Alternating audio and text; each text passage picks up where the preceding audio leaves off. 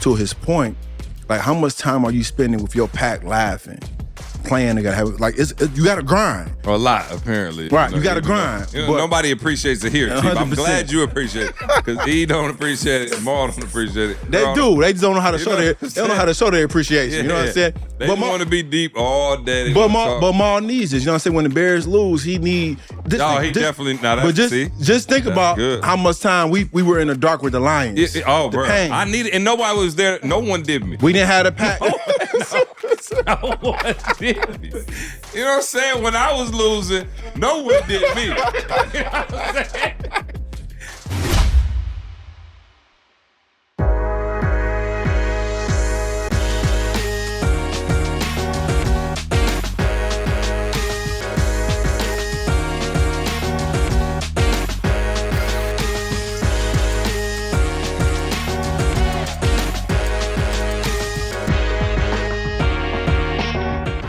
Success Podcast, baby.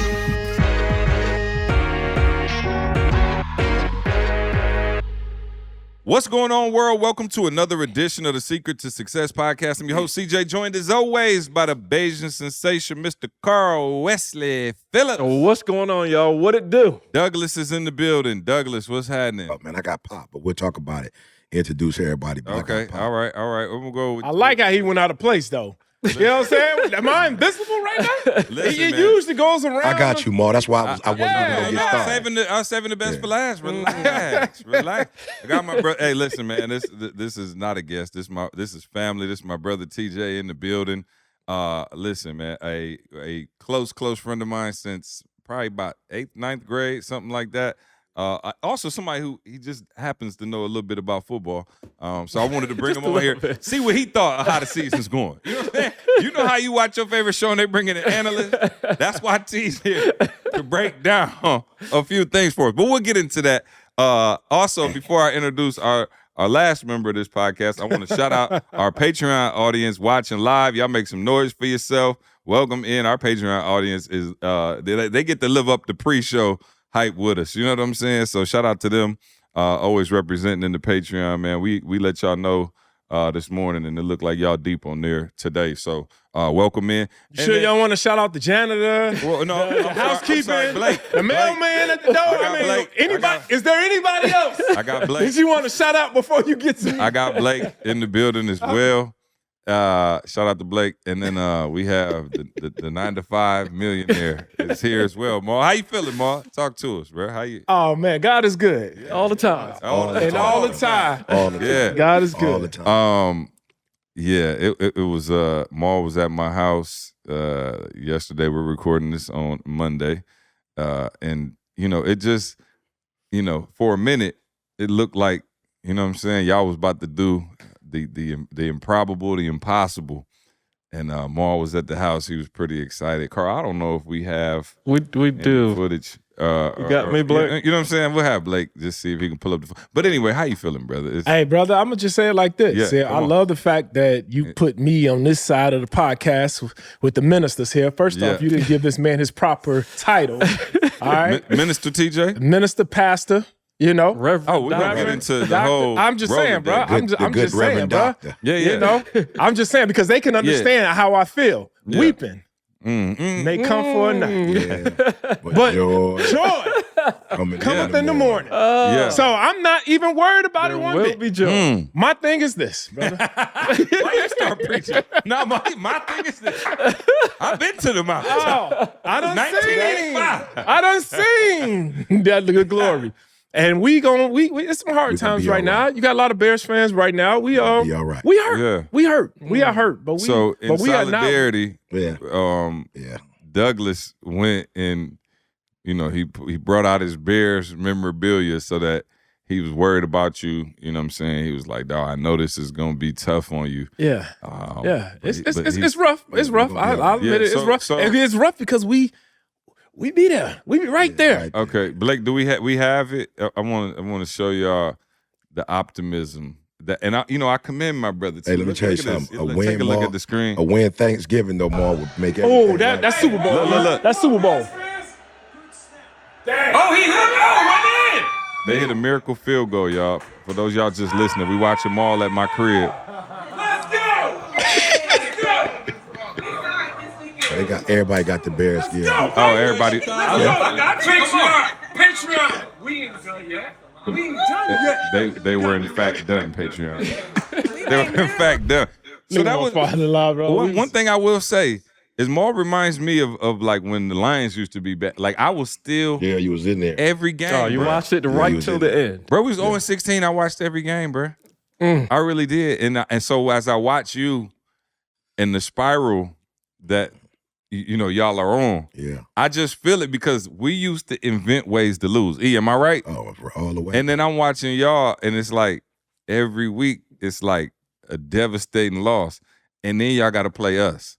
And I was like, Lord, why are you punishing my brother like this? Like, now we got to beat the brakes off y'all and ruin y'all. You look at it as punishment, brother, but these brothers here know that a setback. Yeah. It's merely. It's nothing more. It's merely. The set up for a comeback. Come on, bro. So, it's been rough, but I'm proud to see you staying in there. I FaceTime Maul after the tip ball. We hadn't had a podcast since then live, and I FaceTimed him, and Trey was like, was Uncle Jamal crying? I said, I believe that was a tear. It was my sinuses. You know I got allergies. You know what I'm saying? But shout out to the Lions, man. We 10-1. Say that again. We 10-1. Who ever thought somebody could say that? We 10-1. We not only winning, we beating the brakes off folks. You know what I'm saying? We just showed up business like and just beat the Colts. We was just like, all right, how long we got to be here? Let's get. Matter of fact, our game was over and Maul and them was on halftime. So I went in there and watched the game with him, and they was and they came back. Let me say something. They got that onside kick. I was like, oh, okay, it's showtime. But again, man, you got to find. You know what? It's crazy. The Lions have found ways to win even when they not playing their A game, and that shows the culture shift for real. Like we used to, I told E, bro, we used to lose and play great. Now we can play bad and win. And I was like, dog. So anyway, shout out to the Bears though. It's gonna be a rough Thanksgiving. It's not. Really it's not. Is, bro. It's not. Actually, I think I had called my mother. I called my father, and I told them, don't worry about getting a turkey this year. Don't worry about a turkey because we eating lion meat. We eating lion meat. We going, man. We going all lion meat this year. Now you done already had to wear the jersey. I don't know what else I can do. You know what I'm saying? I'm gonna have to make you wear a Barry Sanders outfit. So this is our Super Bowl, Thanksgiving Day, baby. This is Super Bowl for us. It is. Yeah, it is, and it's gonna be. I mean, better not act no fool. No, bro, golf about to. Bruh, have you seen the Bears, bruh? I've seen golf, though. Golf I've seen golf. golf. Okay, look, and we threw 5 and still won. Still won. Okay, but bruh. Still, you can't do that. Remember twice. last year, our team was worse, and we beat y'all, and then y'all barely won that second game, so we tied last year. We won the first game, I think. No? We won the first game. Y'all won the second. We'll fact check that later. Yeah. All right. But, anyway, we will be so give a score prediction, please, everybody. I don't even think the score is important. All I think is important is the W. Thanksgiving. Matter of fact, y'all, this coming out this Thursday. Will be on so y'all will be listening to this. So the Lions probably already destroyed them by the time y'all hear. What time we play? 1 o'clock. So y'all listening to this like, oh yeah, C predicted the future. I'm gonna say, I'm gonna go 35. The future. I'm gonna go 35-13. You know what I'm saying? It's Thanksgiving, bro. We about to come out. Yeah, City so gonna the be Bears on fire. won the first game. No, they fact did. checked. All right, So you see? have to do it. Well, he's right again. Where's my breaking news sounder? You know what I'm saying? See, and I did that on purpose. Yeah, come on. Yeah, bro, Okay. come on. No, this What is you the got? wrong. This the wrong year. My bad. No. I meant 2021, dog. Where the Okay. Bears won both games. Okay. Bears won 16-14. Now we take and then the Bears won 24-14. That's right there. Lessons Right now. there. What? Right there. That's what's going on. That was when we beat y'all both games. Both games. Yeah, what year was that? 2021. 2021. Did you say COVID? Did he say COVID? He said a history lesson. During the Reagan administration. What 2021. It was And then in refrigerator 2020 period. In 2023. He said Walter Payton. You know what I'm saying? My. Yeah, sweetness. Come on, bro. Come on up here in 2024. They Yeah. played 3 games last year? Nope, we definitely did not. That's weird. Yeah. Oh, that's changed. Okay. Yeah. Don't worry about it, bro. Come on, man. No. Yeah, we won 28-13. Okay. Yeah, and then y'all won 31-26. Okay. Two close games. Okay, right. Who won the first one? The Bears. I know. The Lions did. Oh, the Lions did. Okay. You know what I'm saying? But who's gonna win this one? Right. Doesn't matter, dog. Doesn't matter. Maul. One day you would just be like, yo, C is always right. You're And wrong, you just bro. leave me alone, dog. All If right, you would we're gonna just leave see. me alone, What your are you life gonna would be say? easier. And I bet you when we beat him, he's just gonna be like, "Oh, well, look at our record. We're We're gonna have to 10-2. redo the podcast. We're 10-2. We're gonna have to fix Yeah. the podcast. Right. You have to go. Right. Oh, no. We ain't gonna fix nothing. We just like I told you, we was gonna whoop everybody else this year, and I've been right the whole year. Where can you get lion's meat from? Is that something? I'm seriously gonna go buy some lion's meat. Listen. I'm gonna deep fry some lion's meat. You can't possibly think y'all are gonna beat us. I really do, and I really 8-6. believe it. I really 8-6. believe it. More about to get to 8-6. Not 8-6. Okay, so your score prediction, E, go for it. Y'all listening to this after the scores, right? So I'm saying we already won 35. What I say? 34-16. 34-16. Yeah. Who? Lions or Bears? Yeah, Lions. Oh, okay. Good. Just want to make sure. T, you got a score prediction? They got you want? home court advantage, bro. They're at home for where they Thanksgiving. playing? If they lose, they garbage. Fort Field. Where? Fort Field? Yeah. If they lose, they can't they can't win the Super Bowl if they lose this one. There's no way for them to win Super Bowl. 28-7. 28-7. Okay, Mark, come on. What's your prediction? Win, Bears. Bears win. Just to win. Yeah. It doesn't matter. What year? It doesn't matter. 2021. What year? We're gonna win. I'm going 42-16. Oh. Wow.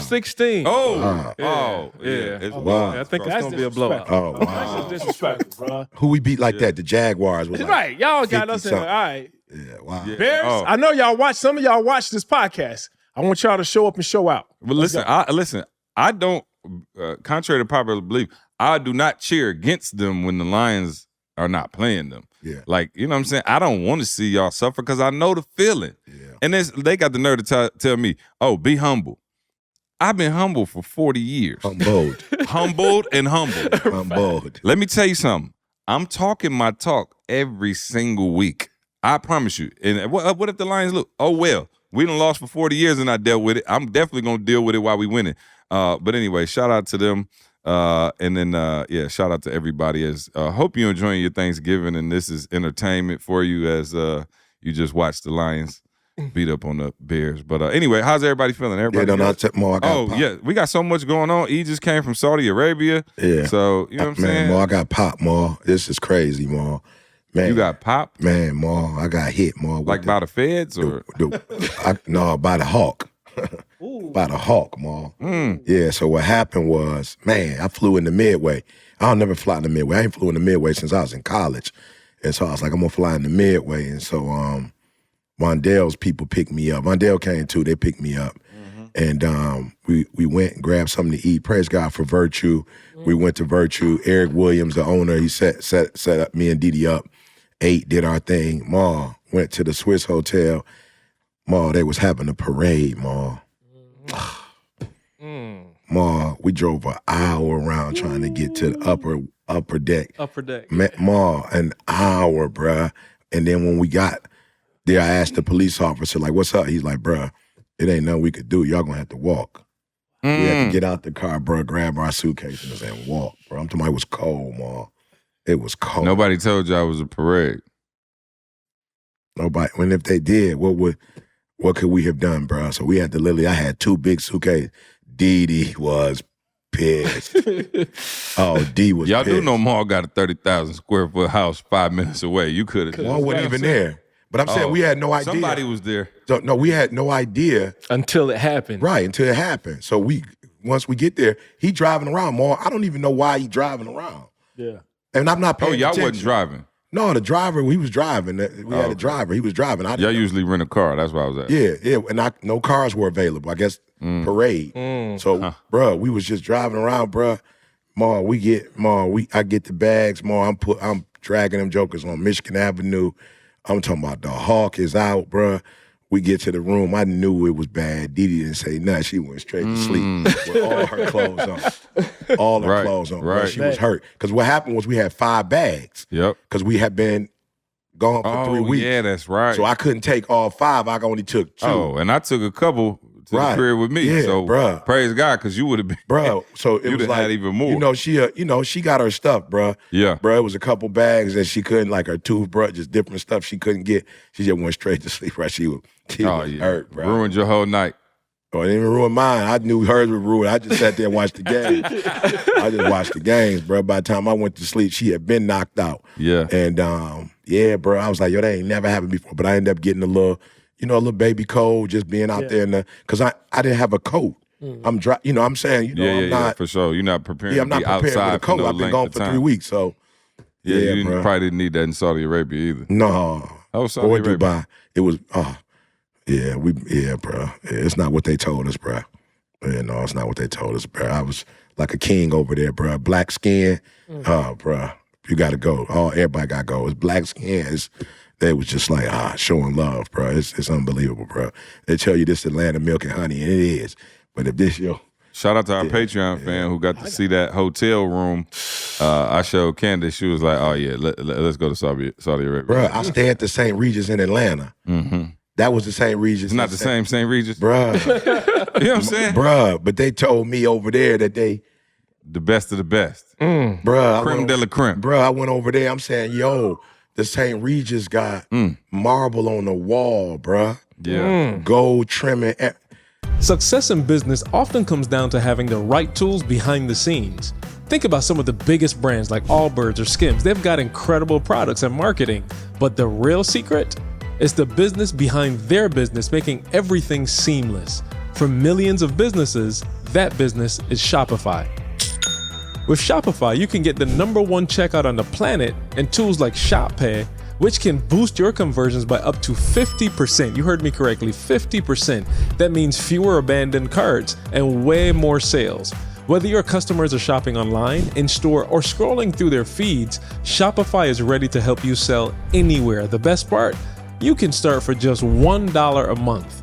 Upgrade your business today and get the same tools that we trust. Sign up for your $1 per month trial at shopify.com/secret to success. That's shopify.com/secret to success, all lowercase. Success starts with the right platform. So go to shopify.com/secret to success and start selling smarter today.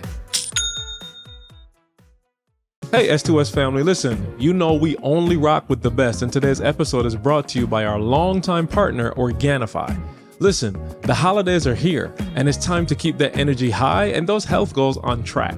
Whether you're sipping on the green juice to get those greens in, boosting your immune system with immunity, or winding down at night with gold chocolate, seriously, it's like a cozy hug in a cup.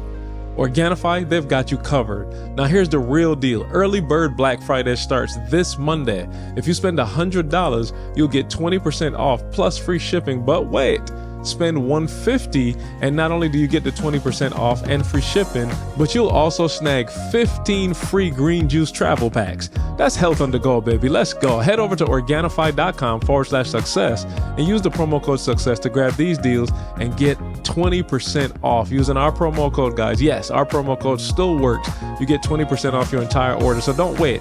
This offer runs out November 25th through 28th. So let's crush this season with Organifi and keep winning. Organifi, Organifi.com/success and use the promo code success. I'll come back to the States like, you're an old saint. The land of milk and honey. The land of milk. Merry Christmas. Have you ever seen St. Regis, the logo? Yeah. So they brought to us in this beautiful glass container a big old St. Regis emblem. Yeah, it's at my house. Of gold. And it was chocolate. And you talking about, I thought you were talking about the other thing. We didn't eat it. That was something else. That was an award they gave me.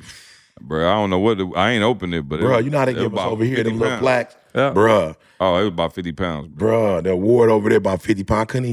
I was going to bring it to you. I was like, I can't get this in my carry-on. Yeah, but I got popped, bro. We walking, bro, they walking through the parade. They looking at us. I'm carrying 2 big suitcases. What type of parade? It was the Christmas parade. Christmas tree lighting. Yeah. Thought it was a little MAGA rally you got. You know what I'm saying? No. We're snapping photos. Look at E. So anyway, also we got to go to, I should bring that up. The reason you were in Atlanta, you went to Auburn, Texas A&M, bro, and T. long as I've been around football, played football, everything, I had never been a part of nothing that crazy, dog. A 4 overtime win by Auburn, and they stormed the field, bro. I'm talking about, I never seen nothing like, dog, it was the most intense game I ever seen in my life. Yeah, Texas ranked 15. Okay, good. Yeah, and Auburn, they was 4 and 6 or something like that. So it wasn't. They might make a bowl game. They got the Iron Bowl. They got this. They got to beat Bama. Week. They got to beat Bama. But which is possible. Any year. Because Bama just lost to. They just lost. Who they lose to? Yeah, The Bears. Oklahoma. Right. Oklahoma. Yeah. Oklahoma. now you know good and well. Sooner. Bears can't beat no Alabama. They could beat. Good. Hey, man. Shout out to Auburn, man. Y'all did y'all thing. Good and doggone well. Montreal. Y'all did y'all thing, man. And then, man, my boy, man, Shadrick, he watches the podcast. What's up, Shad? I didn't get to meet you, but my man had on, bro. He had on a whole Auburn double-breasted suit, and his son is a top recruit. And he signed with Auburn. And so, man, my man, he listens to the podcast, love the podcast. He said that me, and Carl's his favorite members of the podcast. So, you know what I'm saying? So, man, shout out Shadrick. Shout out at him. Yeah. A great win. It was great to have the Kings down. Y'all had a bunch of people there too. Oh, the house was packed. Yeah. We I said, how did he get all them tickets, bro? Yeah.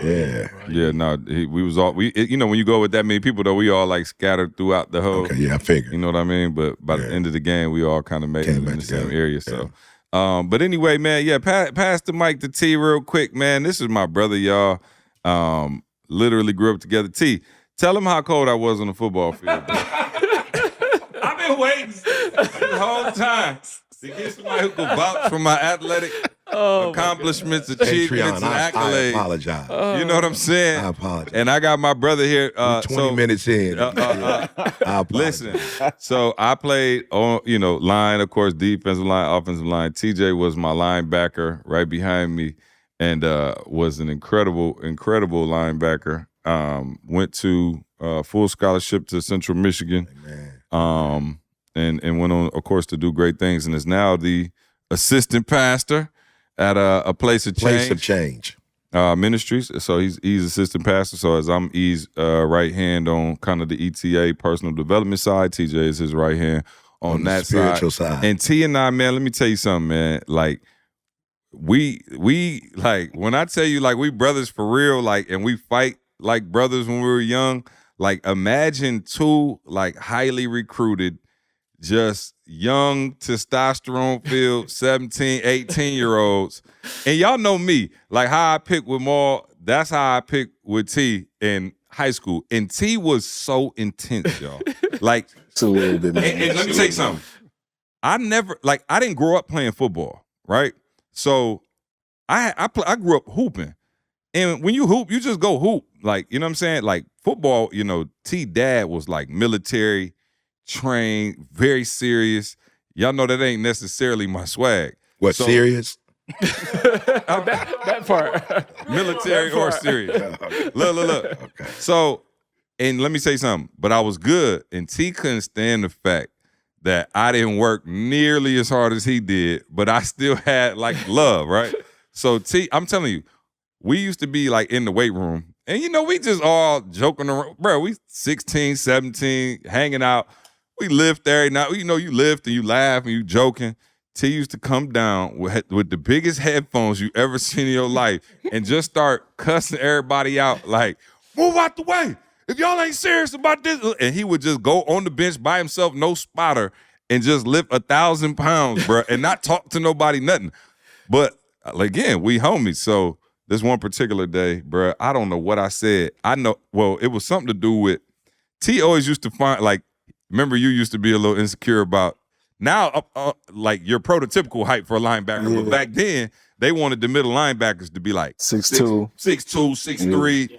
And so T about 5'11". 6 foot. I'm gonna give you 6 foot now. You appreciate that. Yeah. Yeah. So T always used to find linebackers who was making the league that was shorter. You know what I'm saying? And like try to show me like he need to prove to me he gonna make it. So this one day, I just had enough of it, and I said something smart to him. We was in math class, Miss Craddock math class, and he had a magazine open, and I said something smart to him. Bruh, this dude picked me up. I'm chilling. Like, I just said something smart, but he had enough of my mouth. This dude picks me up in the middle of class. We undefeated. We on an undefeated And you weren't season. this size then. Oh, no, I was 300, over 300. I was on the line, and it's like, bro, the whole school buzzing, right? See, his senior year, my junior year, we had the best team in the state. Number 2 in the state. We smacking everybody. Like, we like a big deal. Everybody getting offers, D1. Like, it's a big deal. The teachers loving it, school stuff. And this dude picks me up and slams me on the table. I'm talking about hard, almost broke my back. I got to my feet, grabbed him, slam him on the table, bro. Both of us ripping shirts. We ain't punching, of course. We brothers, so we just wrestling like for real. Bro, Miss Craddock, about this big. Shout out to Miss Craddock. She comes back there breaking up a fight between me and T, and we just like, bro, we literally sit back down like, get off me. Bro, just breathing hard. Dog. And then like 10 minutes later, we shared a locker. Like, I used to use T locker. T had the best locker in the school. Like, literally, as soon as you walk in, he had this wide locker. Like, all the lockers was like this. Some kind of way T had enough juice to get the locker that was like this big so it could fit coats and everything. And 10 minutes later, we back at the locker and just hanging out. And that was our relationship pretty much, throughout all great high at to break school. y'all up. Yeah. Little bitty lady. You know what I'm saying? So this is my brother, but T, man, welcome to the pod. Yeah. It's long overdue, but we glad to have you, man. Talk to us, man, just about your transition into, not only the pastoring, but, you went to Central Michigan. Give them a little bit. I don't know if you want to take it all the way back to kind of you had a life-altering experience at Central, but, I guess we can pick it up there if you feel comfortable. I know, this is a reformed man now, but my brother was, you know what I'm saying? Right. Kind of wild back in the gap. But, pick it up from you go to Central, full ride scholarship. Yeah, I don't really remember the fight. I know we kind of got into it. I don't remember specifics about the fight. Yeah, I remember that one because my back was hurting for the game that week. I couldn't even hardly move.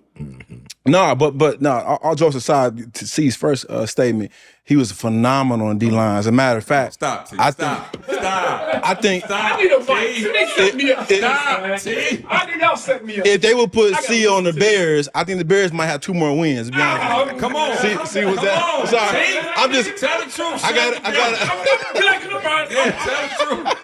Yeah. I got it. Let him I got to keep it 100. You know what I mean? Because you got the Grizzly Bears, koala bear. You know what I'm saying? I'm not sure what bears we got going on. You know what I mean? But anyway, teddy bear. You know what I'm saying? But yep. We're gonna play some National Geographic for the Bears for the next game. Come on. Man, transition, like you said, it was a transition because I had a temper. I struggled with my anger a little bit. Just a little bit. Football taught you to be aggressive, to seek and destroy. They didn't necessarily teach you how to turn it off. They didn't necessarily teach you how to, when you leave the football field, how to be a respectable young man and be able to control that anger. And so that control chaos was a struggle for me to your point. And C just always had something smart to say. You know what I mean? That kind of irritated me. You say that again? He always had something smart to say. That's his strength. And my strength was fighting. So therefore, I went with my strength. He went with his strength. You know what I mean? And unfortunately, to C's point, in college, my junior year, I go back to there. My junior year, I was arrested for resisting arrest and assaulting a police officer. But what's funny was I wasn't fighting. Yeah. I wasn't doing nothing. I was just sitting there. I happened to have my shirt off. Because my thing is this, bro. See, you never had a shirt on in college. You're right.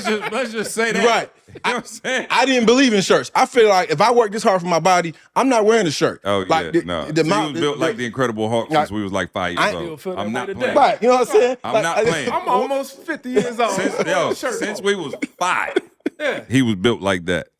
And but before that, it's so funny. My college roommate, who's a comedian now, a very successful comedian, shout out to CP. I remember one time I took him up to Central with me, and I was like, look, before we get there, my brother a little wild. He was like, man, I'm good. I grew up with homies that's wild. I said, all right, bruh. You remember when Bone Crusher came out? So I'm outside of the club. Bruh. You think I'm a T-picked I ain't us never up. scared. Oh, shirt off. He had some speakers in the back, bruh.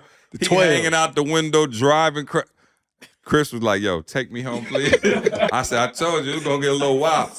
Anyway, continue. You know what I'm saying? I might have a little bit. I promise y'all, we're going to get to the new TJ as well. A little bit, You know what I'm saying? I'm trying to give y'all little bit liquid courage back then. Yeah. But you know, the cops came in and they saw me with my shirt off, and they assumed, I don't know why, they assumed that I was out of control, which I was very in control, from my perspective. Yeah.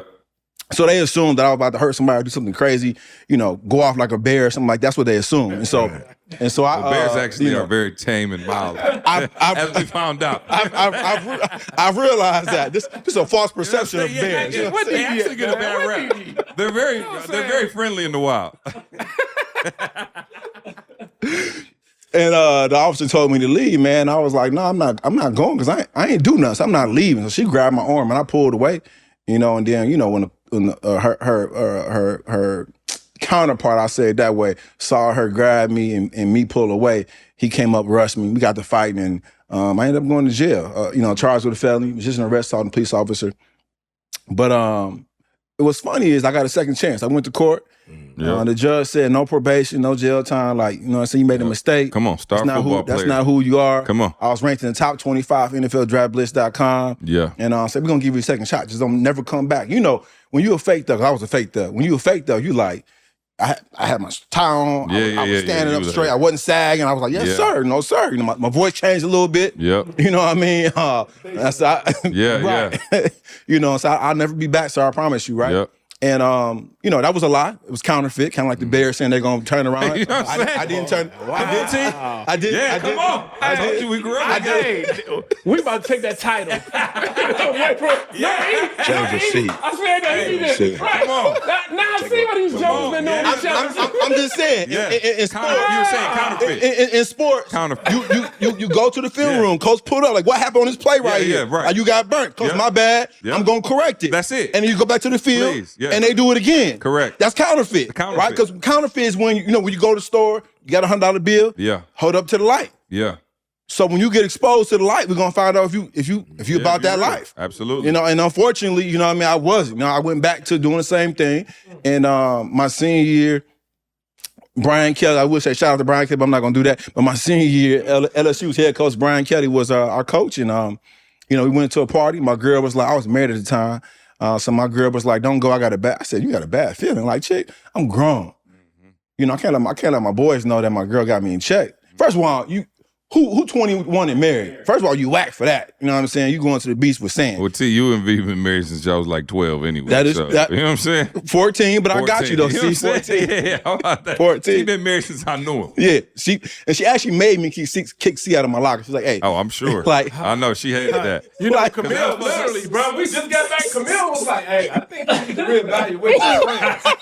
My wife just did that. So I'm out of to talk, bro. Straight up. Man, but so I told her, she said, don't do me for everything. If you're gonna go, don't drink. I said, cool.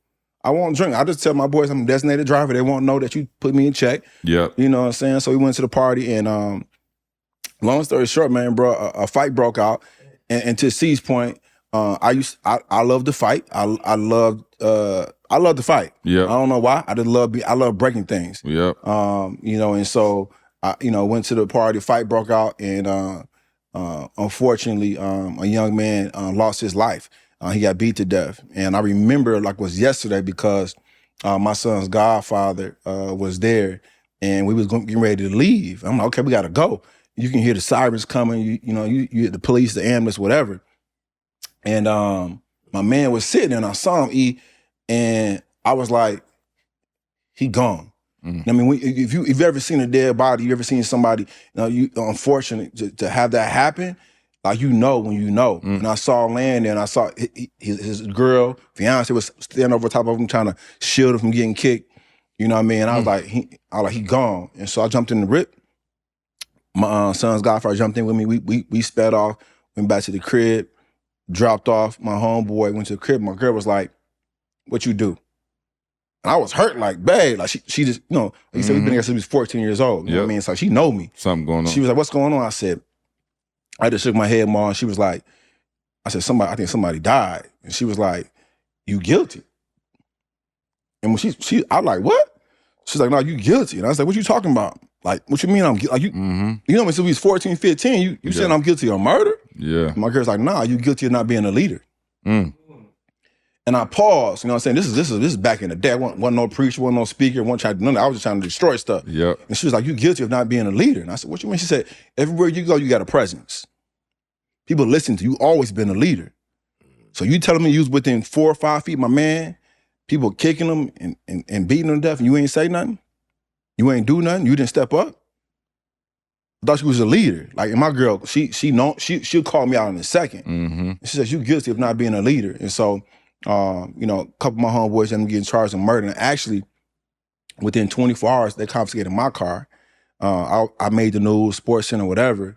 And it was like Sergeant Middle Linebacker TJ Tyer's car is confiscated looking for brain matter from the shoes, bottom of the shoes, and my son's godfather looking for my shoes. And I remember like yesterday, man, I was sitting in the police station, bro, and the cop, what y'all see on TV is true sometimes. And I'm sitting in there and the cop comes in, what they call it, the prosecutor comes in and is like, all right, we got you for murder. Oh, you got me for what? Like, we got you for murder. It was me, prosecutor, the cop was right there by the door. And unfortunately for me, my parents had a little bit of bread, and Charles Ware's dad, I can't remember his first name, but we grew up together. The Ware, not Charles Ware, I'm trying not Ware, man, I can't remember his name right now. But anyway, we had an attorney, a paid attorney. He looked at me and said, don't say nothing. Mr. Ford? Mr. Ford, yeah, Charles Ford. Charles Ford. He came in and said, don't say nothing. And he's like, well, if you admit to it right now, right, and flip on your boys, then we'll cut you a deal. And Ford was like, don't say nothing. He said, because if they got you something, then they wouldn't be talking to you right now. Sat there, kept my mouth shut, kept me in for about 4 or 5 hours. I was in there for a grip, just sweating bullets. He's like, came back in, you sure you ain't got nothing you want to say? Because we about to lock you up. They let me go. Tried to come my homeboys with manslaughter, stuff like that. And changed my life, man. To see somebody lose their life, to know that I could have and should have done something, was a life-changing moment. I always call it a C moment. A serious emotional event will cause you to see things differently. And that's the day when I decided that the life I was living wasn't the life that I wanted to live the rest of my life. You know, like fake thugs do, I went to church in my mama's house. Yep. Even real thugs, when you get in trouble. And I called and cussed you out. Oh, I forgot. Yeah, my bad. C called me. C's like, bro, what is you doing? Like, who are you? Like, C, only person called me was my brother and C. And when I called my dad from jail, he's like, what you calling me for? Hung up the phone. C called me like, bro, what you doing? Bruh. Like, he said, who are you, right? And so, you know, and not to make light of this story, right? But just messing with Maul again, right, with the Bears, right, and talking to all of you, at the end of the day, man, who are you? When you got to make a life-changing decision, yep, you know you should do something, but you don't do it, who are you, right? Yep. And at that moment, she was calling the true me out, because I wasn't being the real me. Yep. You know what I mean? And despite how bad the Bears might be losing, right? Yeah.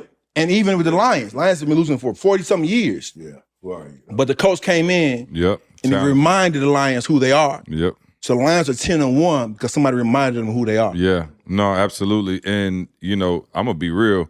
I definitely called you and I was pissed because I was like, okay, what's going on? And then when you told me, like, bruh, I know, like, usually, I know what you're thinking. I would have been with them. And you was like, by the grace of God, I wasn't. You know, I ain't had nothing to do with it.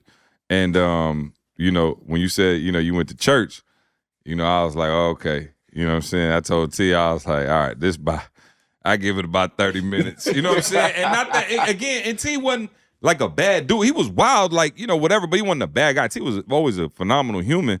But I was like, yo, you gotta, you know, get it together. But I didn't think he was gonna go like the whole church route for real. So I waited, and it was like 6 months, and it was like a year, and it was like a year and a half. I was like, okay, T, like, still, I'm like seeing, you know, when you first get saved too, T was like, hey, brother, praise God. I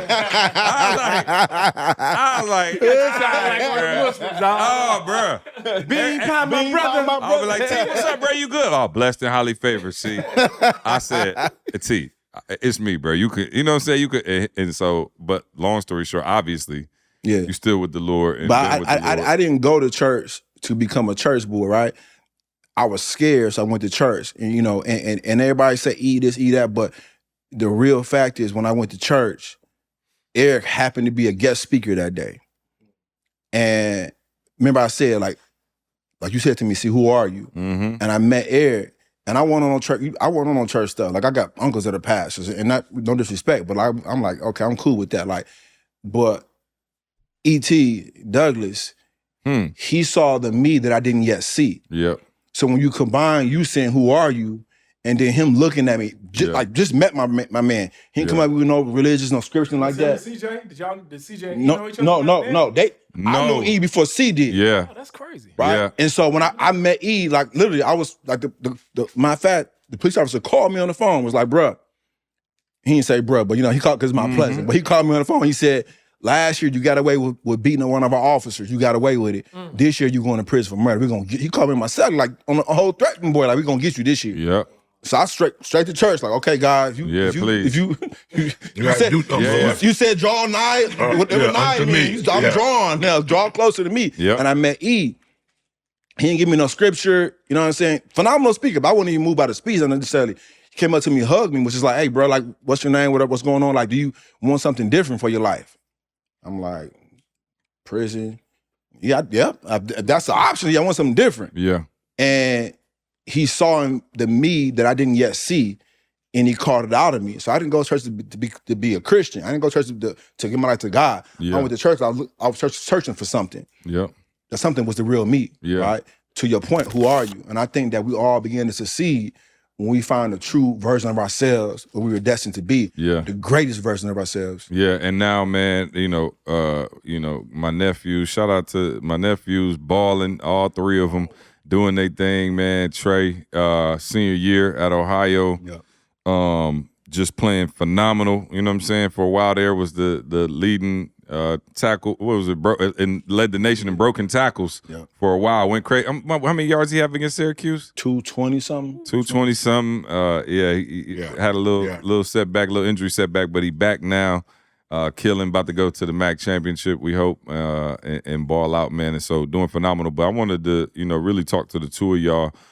T, you kind of brought this concept of the African wild dogs. And we never really talked about it on the pod like that. And it's something that, you obviously being a speaker and a trainer, you've been training on, and you've been breaking that thing down. And I've seen E do it a couple times, and I think the concept is phenomenal. So I want to talk about that as it relates to, kind of what we've been talking about and getting, in that right circle. But break down the African wild dog for us. Like, let us know why this is important and why, you know what I'm saying, we should be, We should be studying it. We should be studying it, and not the lion. The jokes are already built in for Moss. Yeah, you know what I'm saying? We about to talk about how the lions ain't nothing. See, Ma, I got you, bro. I brought it full circle. You know what I'm saying? Full circle. Nah, what's cool is that most people consider the lion the king of the jungle. First of all, lions don't live in the jungle, live in a safari. But I digress. They consider the king of the jungle, and we consider them king of the jungle because of the way they look, because of the roar, because of the apex predator. Yep. Even bears are scared of lions, right? Even bears for sure. Yeah. But the reality of it is, if we're talking about production, yep. If we're talking about results, the lion's not the king of the jungle. Because for lions, production and results, for all animals in the wild, production results is hunting. Yep. Right? Because if you don't hunt, you don't eat. If you don't eat, you don't survive. And so we're looking at production, not how you look. I got on Gucci, I got on whatever. Not how you look, not your talk, how good you talk, right? But are you producing, right? And so when you define producing for yourself, the question is, what's your percentage rate? And a lion's success rate when they hunt is 20%. 20%. 20%. And the sweet thing about it, see, is sometimes lions hunt by themselves. And when they hunt by themselves, their success rate drops down to about 7%. The African wild dog, on the other hand, is the most successful hunter in the wild. 85% success rate. And they never, I'll say again, never hunt by themselves. They always hunt in the pack. And so when you break down why they are the most successful hunters, there's multiple reasons, but one of the most important reasons is because, like I said, they always hunt together. They have a strategic plan when they hunt, right? They don't start out without a plan. Lions just come out like, all right, I'm about to hide in this bush, I'm going to bum rush you, jump out, and just kill you. I'm going to overpower you, right? And you can't overpower your way to success. You got to have a strategic plan, a system. And that's what African wild dogs have. They have a dog behind, have a dog in front, they have a dog that flanks you. It's like literally like a military operation. Right? If you sit down and watch it, like they know, right? So they always hunt together, number one, right? They don't hunt by themselves. If one wild dog falls off and gets lost, they bring them back because they communicate very effectively. Number two, they are the most effective communicators in the wild. They have unique sounds they make that they know, like, okay, he lost, let's stop, let's get him back and go. If one of them falls off, they don't keep going without him, they let him come back and keep going. And so that's also important. Number three, which I love, and E loves this, and we use it when we talk to sports teams, is competitive stamina.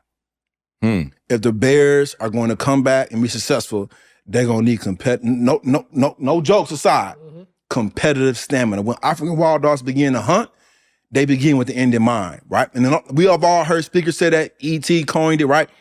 But when you say begin with the end in mind, that means that I will not stop until I get what I came for. A lion will hunt you for 2, maybe 5 minutes. The longest hunt recorded for African wild dogs is an hour. And that's not because they got tired. It's because their prey quit. So if you can find a prey that can go for longer than an hour, then you're going to increase to how long African wild dog will hunt you for. And so their competitive stamina, they begin to hunt saying, we're not faster than you, we're not stronger than you, we're not quicker than you, we might not be smarter than you, but we're going to outlast you. And it's crazy too, T, because everybody talk about the lion like it's the sweetest. You said it, you know what I'm saying? Like nobody got the sweet wild dog tattoo. You know what I'm saying? You got the lion. Ugly. It's like LeBron, like mascot is like lion. Like, you know what I'm saying? You think it's the symbol of, you know what I mean? And it's like, yo, how did they come up with that when they are only 20%? You know what I'm saying? It's like you thinking they the beast. I guess if they do get their hands on you, is you know, it's 100%. Over. But you know what I mean? In terms of, okay, so talk to the people, man, who, you know, they hear what you're saying, but they not necessarily in a pack or they're not around other wild dogs. Or like, how do you know what I'm saying? Like, how do you get yourself in that environment? Yeah, no, that's good. And E might want to jump in, but it's funny. You know, obviously, you know, we talk about E being our leader, being our mentor, but E said to me a while back, like, bro, like you close to mastering the African wild dog, but you're not living it. Like for real, like God gave me that. Like you've never heard it anywhere else before it came from me. God gave that to me, right? But he called me out like, you're not living it. And that's what you mean. Like, I'm competitive stamina. But he said the one part that you're not living is the pack. Because naturally, even though some of y'all know me, like I'm really naturally introvert. Like by myself, right? And I keep it 100 with you. See, I told my girl like, hey, he asked me to come up on Monday. She's like, oh, okay, you going? I said, yeah. And then last night I was like, I don't even feel like going. So I don't feel like driving. My wife said, you're lying. Right. You don't want to be around nobody because you just lost your daughter and you're going through what you're going through. You don't want to be around, like we grew up together. Like, why would I, you know what I'm saying? Carl's my guy. Y'all my guys. But last night, bro, like I couldn't sleep till, I went to bed about 2 o'clock. Couldn't sleep. Just going through, thinking about my daughter.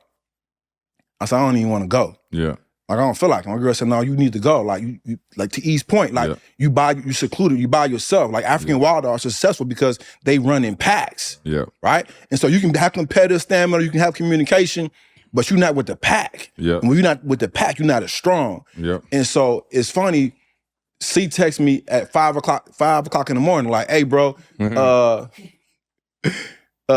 dad can't make it. Can you give us a ride? And my wife was like, yep, that was God, because he knew you wasn't gonna go. I said, what you mean? She said, I know your personality because C needs you now.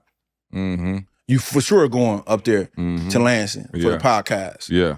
But in my spirit, see, I was like, man, I don't even feel like going. Yeah. And so to your point, see, to your question, it's like, it's not about I can't find a pack. Yep. It's about, are you doing everything it takes to find the pack? Yeah. Like it's life and death, because it is life and death, right? Like we weren't created to be alone. Yeah. Right? God says it's not good for man to be alone. Like, you know what I'm saying? Like for real. Like Adam walking with God, he said, not good for man to be alone. Let me give you Eve. Like you need to be in a pack. You need that support. You need that encouragement. You need somebody that's going to cheer you on and is going to call you out. Yeah. You need both. Yeah, no, absolutely. And you talked about, your daughter's untimely passing, and I guess in terms of processing, and obviously you're still in the middle and, grieving and all of that, but when it comes to competitive stamina, how important has it been to keep fighting and keep going and keep waking up and, you're speaking all across the country and you're doing your thing and, nobody can imagine the pain of, losing a child or, what have you, but you still got to get up and have that competitive stamina, daily when you said you don't feel like it, and I think that was the deepest thing is like, you didn't feel like being here. You know what I'm saying? You don't feel like getting up. You don't feel like going to that speaking engagement. You don't feel like, showing up maybe at the football games or whatever, and yet you continue to do it. How instrumental is just getting up every day and still doing it even in the midst of that in terms of keeping you going, just actually the physical actions even when you don't feel like it. Mm-hmm. I'll relate it back to the African wild dog and give you another reason why they're the most successful hunters. This is probably one of the sweetest parts. We said this when Eve was at Florida. If an African wild dog is injured or sick and can't hunt, it stays back. The other wild dogs go out and hunt. They devour the prey. Like when African wild dogs devour their prey, they devour it whole. They don't like sit there and nibble, they eat it like, all right. Mm-hmm. The wild dog will go back to wherever they at. The one that's sick and hurt, it will regurgitate the food to feed the sick one. Mm-hmm. Lions will fight over the food. As a matter of fact, some lion cubs die because the mom or dad will eat the food, won't give it to the cub. Mm-hmm. An African wild dog will eat the prey, come back and throw it up so that the one that's sick can eat. So to answer your question is this. I got 3 boys. They lost their sister. They didn't lose their father. Mm-hmm. I got a wife. Yep. She lost her daughter. She didn't lose her husband. And so I have to go out and devour my prey, come back and regurgitate it so they can eat. I have to show them how to keep moving forward. Because if I stop moving forward, if I die with Aries, then my kids don't know how to move forward. Trey had a game after she died. And he could have chose to not play, but he chose to play. Xavier's teacher, right? He emailed, like, my sister just died yesterday. She said, I'm sorry to hear that. Can you get it in the next 24 hours? That was her response. Like, now I'm not judging saying she right or wrong, but she said, I'm sorry to hear that. Yeah. Can you get it with that paper in? Bro, I'm in the PhD program right now. I've got 2 more classes to go to have my PhD, my dissertation. I told my teacher, she was like, oh, take as much time as you need. Whenever you get to it, you get to it. But I'm at a level, right, where she knows that I'm going to handle my business. He, undergrad, so like, he may be lying, we're not sure. And so for me, see, I buried my daughter on a Wednesday. I was supposed to speak to the Rams on that Saturday. So I called E, we prayed. I don't remember specifically what E said, but he was like, hey, bro, it's on you. You know, how you feel? Who was the Rams playing? They were playing the Bears. Okay. It's a matter of fact. He went to Chicago. And actually, the Bears won. I got you. The Bears won. You know what I'm saying? I didn't want to mess up your story with that. No, we won that. I didn't want to take it there, but I was like, where's he going with this? Because we actually won that game. You won that game. Thank you, Pastor. You won that game. Yep. I got you, bro. Now he pastor again when he throw you the alley-oop. Yeah. But I had to go speak. And the reason why I went to go speak, and I'll keep this short, see, because I preached it in the sermon. I asked Coach, like, what's the topic? And he said the topic is humbleness. Mm-hmm. And so I went to the Word to begin to study the Word, and the Bible says that Jesus Christ humbled himself unto death. Let me rephrase it. He humbled himself by being obedient unto death. And I was deep, Carl, because I was like, Like, God, you gonna give me this death? Like, and my daughter, I buried her on Wednesday. I'm supposed to speak in 72 hours. Like, for real? And I began to study, break down the word. And I realized it was not about being obedient unto death. It's about being obedient unto his purpose. Because Jesus Christ's purpose was to die for our sins. And so if my purpose is to be the assistant pastor, to be a speaker for athletes, if that's my purpose, then I got to humble myself to be obedient to my purpose. And that's why I chose to go speak to the Rams on that Saturday. And I believe it was ordained because as I was leaving, y'all know, so Mal, you know how when you get in the, you leave in a hotel, you get in the doors and kind of spin by themselves. And I was standing in there and I was just caught up in my emotions. As I was standing there, the door stopped moving. I didn't even realize it. My girl was in front of me. My man knocked on the window like, so I stepped forward and the door moved. And I stopped and the door stopped. That's good. My man knocked on the thing again like, and I stepped forward and then we finally got out. He was like, if you stop moving, the door stopped moving. That's good.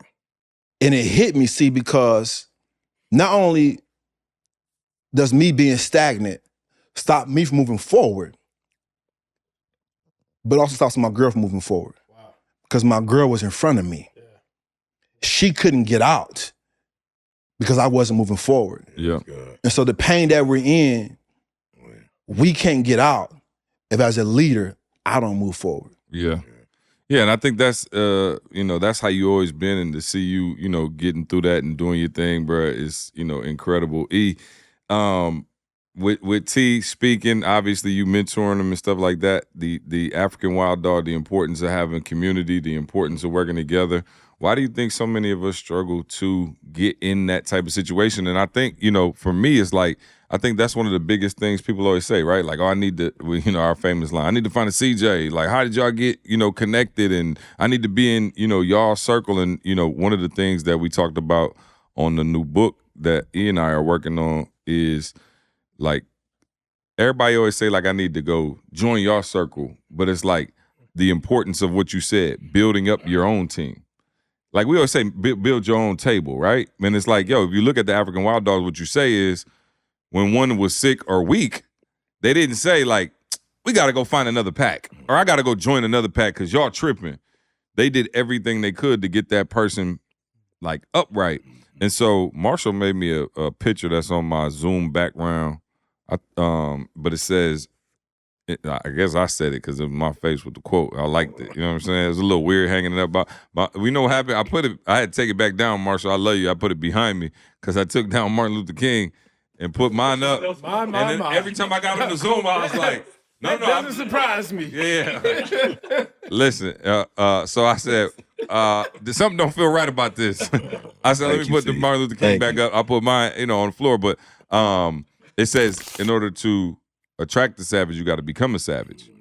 And I think even, I don't even know if it's attract, but it's like, what I'm trying to tell people is like, you're not the best version of yourself in your circle. So I look at E and I'm like, the reason I became a savage is because of who E was. So I'm telling you, man, E make you lift your game to a whole nother level. And it's crazy because you got different type of coaches. The type of coach like your dad who would just, T, let me say something. Mr. Tyus, he gonna let you have it. We ain't playing no gentle coach. We ain't doing none of that. Like, he gonna be like, you suck, get your butt up. And if you don't do it again, I'm going to smack you. Like, Mr. Tyson didn't play. He was one of them coaches. E is the type of coach, I would say E is like a Dan Campbell. You know what I'm saying? Like, E going to do, like, whatever he asking you to do, E going to do the down-ups with you. Yeah. Like, he ain't like, okay, like, y'all go do y'all thing and whatever. Like, E was always like, bro, this what time we going to be at work.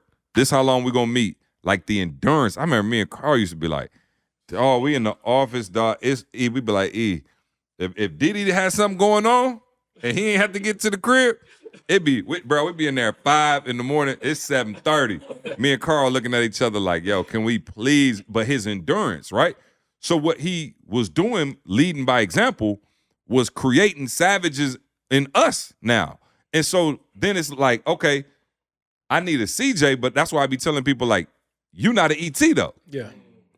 So everybody has this concept of like, oh, I need to join them. I need to join them. And it's like, no, build what you have. Like you coming over here now and being like, yo, let me get in your circle.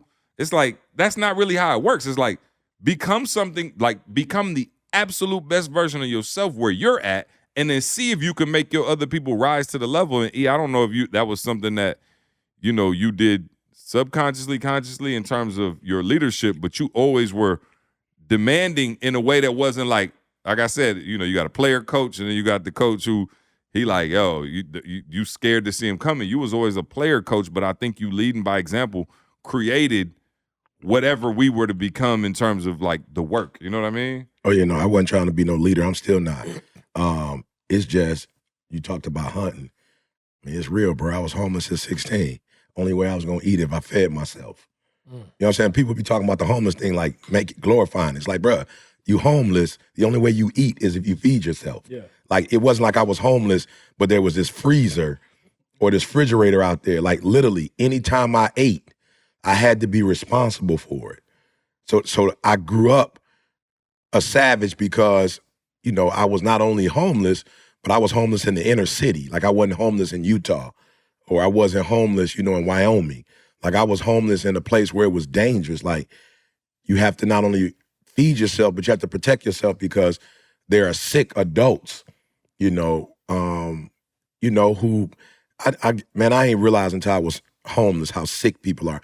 Because, when you with your parents, for the most part, especially if you grew up in a home where your father is there, it just people don't try you the same way they do when a father is present. Yeah. You know what I'm saying? Whereas maybe you grew up with your mom could have been tough, but men are still going to try you.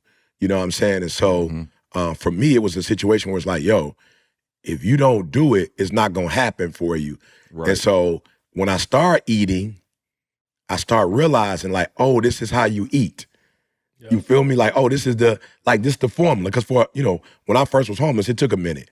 Because I didn't want to do nothing illegal. So it's really challenging when you don't want to do nothing illegal and you're still trying to find a way to eat. Like, that's tough. Because most of my boys, they selling dope, stealing cars. Like, they just doing all kind of illegal stuff.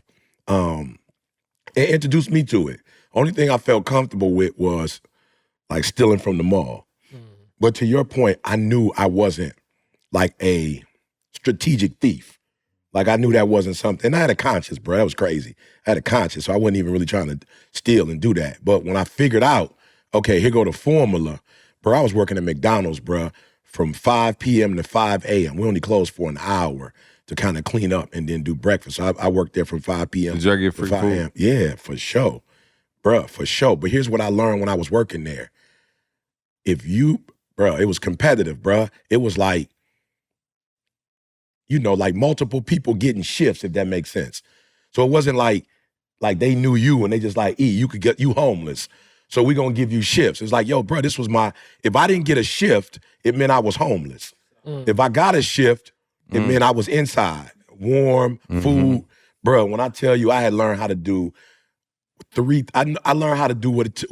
It took 3 people to do. I learned how to do it by myself. You feel me? So there was like Nate, who's my supervisor. Nate was hood. Nate was like, oh, no, we good. Like, because he was counting the money. So he like, yo, I could just get E. E gonna flip the burgers. E gonna clean the grill. E gonna mop the whole, like, E got it. And so I realized like, oh, at McDonald's, this is how you outwork people. And so then everywhere I would go, if it's an advisor, we gonna do the advantage. And then we gonna do the zone. The advantage gonna be pump them up. The zone's gonna be tutoring. Speaking, it was like, man, bro, let me tell y'all something, bro. It's crazy. I went to Saudi Arabia. Bro, please listen for those of you, because she asked me a question earlier, and I really believe that the challenge with most humans is the expectations. We know our expectations, like we know what we want. We don't necessarily know the benchmarks. You feel me? And I don't know how you do that, but to me, I'm learning like, yo, you need to know what the benchmarks are. So I didn't realize it, but when I went to Saudi Arabia, I didn't go to the organization. I went for a talent, what do you call it? Like a talent agency. So this lady is Sarah. Sarah is doing her own agency over there. So the way she get paid is she's doing her homework, Dubai, Saudi Arabia, Middle East, and going, oh, this is what y'all need, or I'm gonna go search for the talent. You feel me? So when I got there, I was like, yo, my job is not even to impress the organization. I gotta make sure Sarah's straight. Mm-hmm. You feel me? Yep. So let me give y'all an example. People would come to me and be like, yo, that was dope. Can we? And I'm like, no, you gotta go through Sarah. Because I don't want Sarah. Right. But see what most people don't get, they on some self stuff. Yep. So now you dealing with somebody one-on-one, and now they looking at you like, oh, your integrity. Yep. Like you shady. Yep. Whether you meant to it, like you probably didn't mean to do that. But in your brain, you thinking, well, I don't know how much Sarah getting, but it don't matter because Sarah is the plug. You feel me? And so it's like, don't mess up the plug, right? Yep. So when I get there, you know, I meet Sarah. She a sister. I'm tripping. She a sister, bro. I'm like, wow, this is crazy. Thought Sarah was Middle East or something. Yeah. Well, oh no. She Nigerian. Oh, okay. Yeah, she Nigerian. Oh, that first makes generation. sense. Yeah, for sure. Like Tobe. She just like 100%. Tobe situation. Yep. She talking about her parents and whatever. She's supposed to be a lawyer. You know, the whole nine. Doc, engineer. You know, so long story short, when I get there, I promise you, Maul, every single person I met, the women, you know, they hand bowing, Didi behind me, just showing Matt. Even with Didi, it's like, all right, D, all right, we ain't in Detroit. All right, saying like we gotta, you know what I'm saying? Like, like we gotta, you know what I'm saying? This is like I need you playing your role too, because they watching you too. Yep. So I need you playing your role. You know what I'm saying? So, you know, Did she comply? She did. You know how Didi complied by being Didi complied by being present without being present. Yeah. Yeah, you know what I'm saying? That's how she complied. You know what I'm saying? She did the first lady? No, she just was like with me, but you know, doing the camera stuff, camera me out, that kind of stuff. Yeah, shout out like, to Patreon. You know what I'm it's like she ain't gonna say nothing, but it's like boom. So, bro, I'm bowing there, bro. When I tell you, especially in that culture, maybe 20 years ago, 10 years ago. Yep. So really in that region now, Jalen running it. So the king ain't running anymore. Jalen running it. Right. You know what I'm saying? The Prince running it now. Yeah. So they got internet now. You know what I'm saying? The women get to drive now. Okay. You know, so the Prince, like, it's a new era. You know what I'm saying? So I'm showing love and they like, whoa, this is crazy. Like talking to people, sitting down like one-on-ones. So Sarah was like, yo, like you weren't bougie, like you weren't standoffish, like you didn't stay in the green room. I'm like, what y'all put me in the green room for? I ain't never been in Saudi Arabia. Like, I want to meet the people. You know what I'm saying? Like, I want to talk. Bro, this cat's like, bro, 12 years ago, my man was like, I was 12. I started watching 12 years ago. He was like, bro, I was in Lebanon with a gun at 12. And we going at it, bro, trying to find food. And I was be listening to your stuff. Man. I'm like, what? He was like, yeah. I'm like, how my stuff get to Saudi Arabia? He's like, I can't explain it to you, but your videos over here, they speak English. Like, believe it or not, most parts of the world, we the only ones with one language. They over there. And that's why we only got one language. Yeah, you feel me? We go over there and they be like, oh, hey, how you doing? You be like, okay, I ain't got to learn it. It's messed up. But bro, I'm just saying that to say, you know, I knew what the expectations were. I knew what the benchmarks were. And when I finished, she was like, let's talk next Tuesday to see how many more doors we can open. You know, so I just think we read the Bible, come, let us.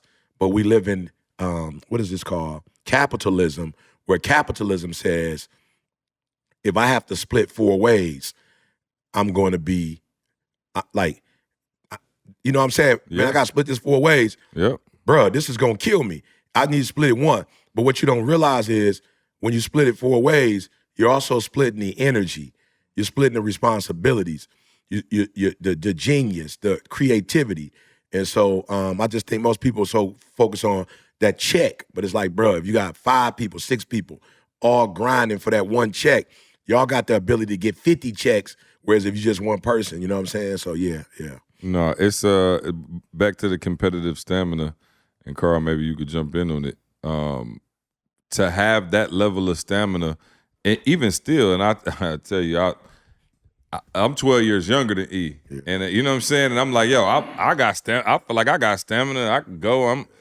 Bro. I tell you, the one time I was like, yo, all right, this is a madman here, bro. We went to Australia for 2 weeks.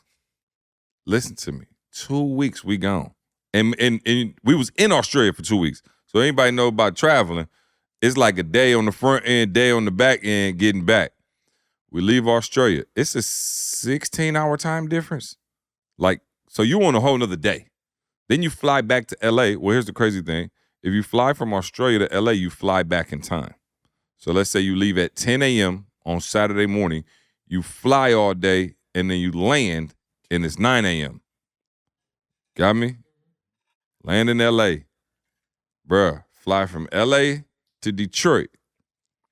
Bruh, I'm talking about my eyes are bleeding. I'm talking about I can't, bruh, I'm so tired, bruh. I ain't seen my girl in 2 weeks, bruh. I'm like, when I tell you I'm ready to get to the crib, I'm talking about, and we was over there going in. We spoke, this ain't now, ET now, where it's just 45 minutes, 200,000. Yeah. This is like VIP, speech, Everything. after party, little kids, grown kids, with just the whole nine. And we finally got to Detroit. Mind you, again, if you ever took these long haul flights, you ain't showered. Now it's been 36 hours since your last shower. Yeah, bro, Emirates, they got shot. Yeah, we didn't do Emirates. We did. Shout out to Qantas who had us right with the chicken snitch. Chicken snitch. Bruh, T, we got back. We drive, and I'm talking about, bruh, it wasn't nothing but the Lord driving that car because I was done. I'm driving. I promise you, phone ring. He like, yeah, what's up? Oh, yeah, for sure. What time? And I was like, I remember praying in my head like, Lord, please, no. No, God, no. Like, I can't. And he was like, oh, we'll be there in like 45 minutes. Was that the football, a kid's football camp? I remember that. Bro, shout out to D. Gregory. Shout out to Damian Gregory. Yeah, shout out to D. Gregory, my homie, big homie, Sexton. Another Sexton. Alone. Murdered them little kids. I was like, I try to act like I ain't hear it. And we was driving. After he knew I didn't want to do it. And I love D. Gregory, and I was just like, bro, I was just ready to go home. And bro, I'm driving, and I'm like, it was quiet for like 2 minutes. And he was like, yeah, we need to stop at Gardner Middle School. I'm like, yo, all right, cool, bro. Like, again, 2-man. One day he'd never be able to say, 2-man, I got to ride. That's part of your job as the 2-man. And we pulled up at Gardner, and it was, and D. Gregory was doing camps all over, but this happened to be like the little kids camp. And I get there, bro. I'm thinking it's high school. It's babies, like, I'm talking about like 5, 6. I'm talking about like ABC 1, 2, 3. And I was like, oh man, praise God, there's some little babies. He gonna go in there and just do like a quick little 5 and out. Bruh, he did like 47 minutes, vein popping out his neck, had the kids 1, 2, 3, clap. 1, 2, 3, dog. And I was sitting down the whole time. I found like a rock, and I just sat on a rock like this, and I was looking at him, and I was like, yo, he's not human. But again, what I'm trying to say is, when you operate at that frequency, I ain't saying I can operate at his frequency, but I'm doggone sure not finna be lazy. You know what I'm saying? And it's just like, I remember seeing that and just being like, yo, that's a different mindset. So now it's funny, like, bruh, again, I'm not saying I'm on E's level, but I was gone. Y'all know I've been gone. Bro, I did South Africa. I don't even believe you was China, gone for that reason. You know what I'm saying? I did China, Toronto, London, Paris, South Africa, Mexico, all that in was like a week and a half. But like 4 weeks in terms of all of them. I did 2 weeks I did South Africa and China. But anyway, we did all of that, and I got back, and I remember my wife was like, you tired? And I was like, nah. She was like, you ain't jet lagged? And I was like, nah. But it's from years of rolling with E. That's what I'm saying. So it's like when people like, yo, I need to change my circle and go find other people. And it's like, nah, when you become, you raise the level of everybody around you. Like the expectation changes. You know what I'm saying? And so it's like, yo, when you can become that absolute best version of yourself as a dog, now when other dogs are together and you go out and you hunting, now your kill rate is through the roof. But I'm asking you, like, for real, for those of y'all right now, and Carl, you can speak to, you can get to your part of it because you came up with E as well.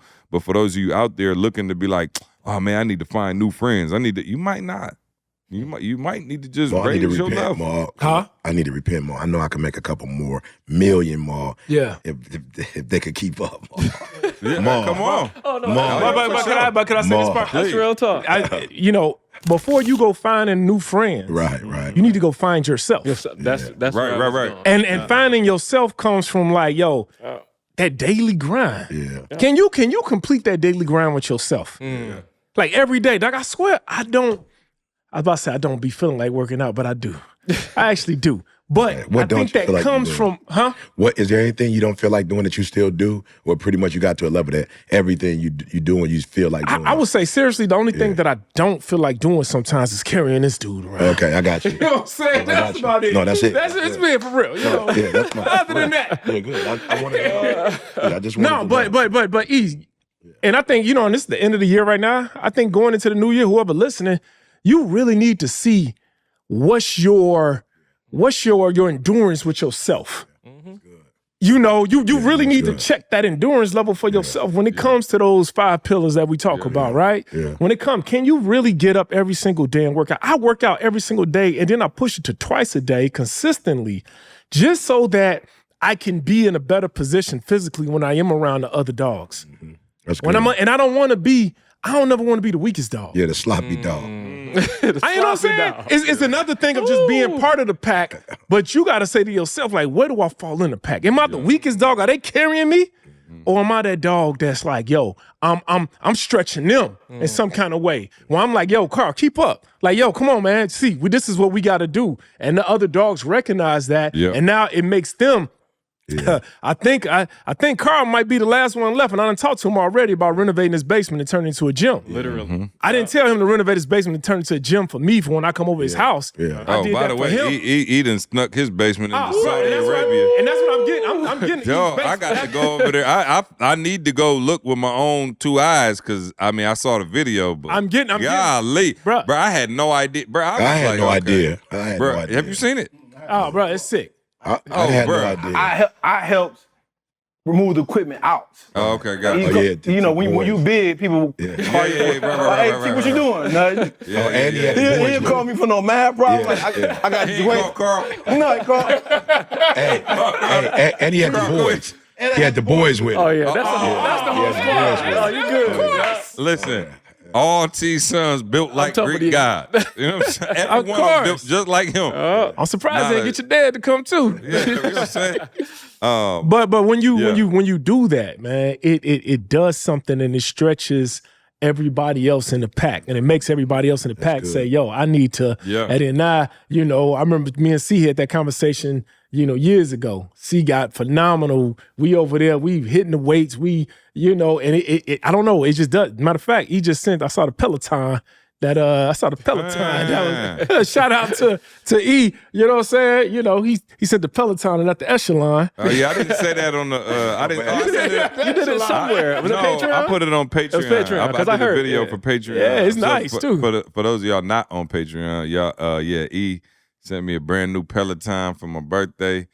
It's in the middle of the floor now. I got to get somebody to come take Big Bertha up out of there. You know? He was about to kill himself, Ma. He was working out every day. Oh yeah, on the old school. Oh yeah. About Ted shit. Oh yeah, no Peloton. Let me up. tell you something. Trey, he loving the Peloton. I'm sure. This a whole new. It's all fancy and stuff. It's a video. The only problem with the Peloton is now he got to upgrade everything else. You know what I'm saying? That Peloton is on that. Oh no, it definitely looks super futuristic down there. Hey, let me go back, see, before you go somewhere else. E, as you were talking just now, Candace and I had this conversation this week. I'll take you all the way back to the word scarcity is where I'm going. So I want you to follow it. There's a girl that's on the ground crew call that I do. She's from the Philippines, all right? And one day we were talking, and she said the word scarcity, and I was like, say that again. And she tried to say it the way she thought I wanted to hear it. But she said it again, and how she pronounced it. I was like, no, say it how you say it. And she said scarcity. And I was like, You have transitioned from hunting from scarcity into hunting for the pack. That's good. You get what I'm saying? I was just saying, listening to you, I was like, you're doing the same things. Bro, you was hustling at McDonald's, but then it was scarcity, right?